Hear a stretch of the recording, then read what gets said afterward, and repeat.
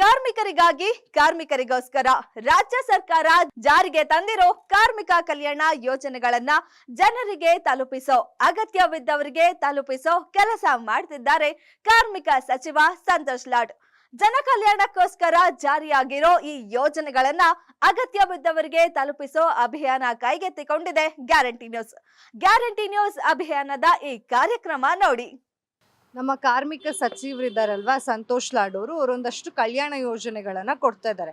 ಏನಪ್ಪ ಕಲ್ಯಾಣ ಯೋಜನೆ ಅಂತಂದ್ರೆ ನೀವಿಲ್ಲಿ ನೋಡ್ಬೋದು, ಪಿಂಚಣಿ ಸೌಲಭ್ಯ, ಕುಟುಂಬ ಪಿಂಚಣಿ ಸೌಲಭ್ಯ. ನಿಮ್ಗೆ ನಿಮ್ಮ ಕುಟುಂಬಕ್ಕೆ ಏನಾದ್ರೂ ದುರ್ಬಲತೆ ಇತ್ತು ಅಂದ್ರೆ ಅದಕ್ಕೆ ಪಿಂಚಣಿ ಕೊಡ್ತಾರೆ. ನೀವೇನ್ ಕೆಲಸ ಮಾಡೋದು? ಬೇರೆ ಕೆಲಸ ಅದಕ್ಕೆ ಟೂಲ್ ಕಿಟ್ ಕೊಡ್ತಾರೆ, ಅದ್ ಗೊತ್ತಿತ್ತಾ? ಟೂಲ್ ಕಿಟ್ ಇವಾಗ ಗೊತ್ತು, ನೋಡಿದೀವಿ.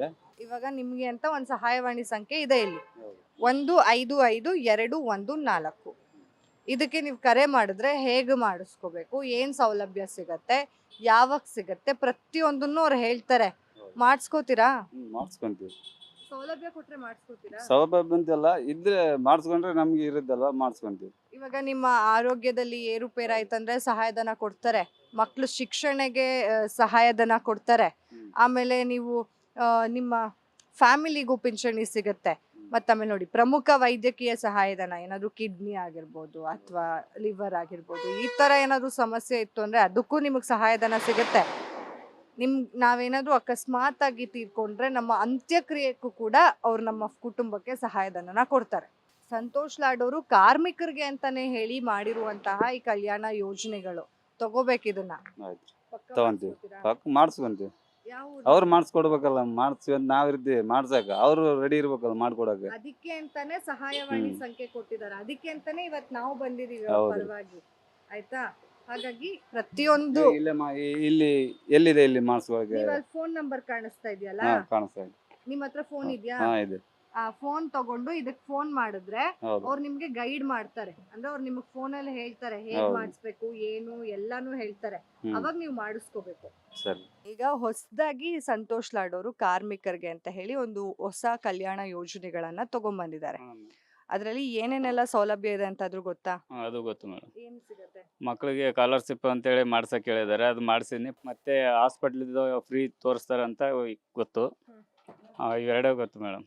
ಇವಾಗ ನಿಮ್ಗೆ ಅಂತ ಹೇಳಿ ಅಂದ್ರೆ ಇವಾಗ ಏನೆಲ್ಲ ಹೊಸ ಕಲ್ಯಾಣ ಯೋಜನೆಗಳು ಆಡ್ ಆನ್ ಆಗಿದೆ ಅಲ್ವಾ, ಅದಕ್ಕೆ ನೀವು ಲೇಬರ್ ಕಾರ್ಡ್ ಇತ್ತು ಅಂದ್ರೆ ಅದು ಎಲ್ಲಾ ಸೌಲಭ್ಯಗಳು ನಿಮಗ್ ಸಿಗುತ್ತೆ. ಈಗ ಹೊಸದಾಗಿ ಸಂತೋಷ್ ಲಾಡ್ ಅವರು ಕಲ್ಯಾಣ ಯೋಜನೆಗಳನ್ನ ಜಾರಿಗೆ ತಂದಿದ್ದಾರೆ. ಅವರೇ ಅಲ್ವಾ ಕಾರ್ಮಿಕ ಸಚಿವರು.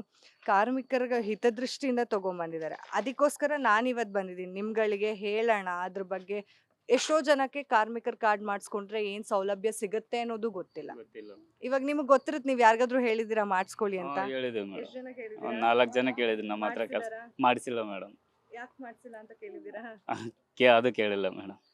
ಹಾಗಾಗಿ ಇಲ್ಲಿ ಸಹಾಯವಾಣಿ ಸಂಖ್ಯೆ ಕಾಣಿಸ್ತಿದ್ಯಲ್ಲ, 155214. ಇದಕ್ಕೆ ನೀವು ಕರೆ ಮಾಡಿದ್ರೆ ಅವರು ನಿಮ್ಗೆ ಎಲ್ಲ ಡೀಟೇಲ್ಸ್ ನ ಹೇಳ್ತಾರೆ, ಹೇಗ್ ಮಾಡಿಸ್ಬೇಕು, ಏನೆಲ್ಲ ಸೌಲಭ್ಯಗಳು ಸಿಗತ್ತೆ ಅಂತ. ಒಂದು ಫೋನ್ ಕಾಲ್, ಒಂದು ಕರೆ ಮಾಡಿದ್ರೆ ಸಾಕು, ನಿಮ್ಗೆ ಏನೇನ್ ಬೇಕು ಡೀಟೇಲ್ಸ್ ನ ಅದು ಹೇಳ್ತಾರೆ.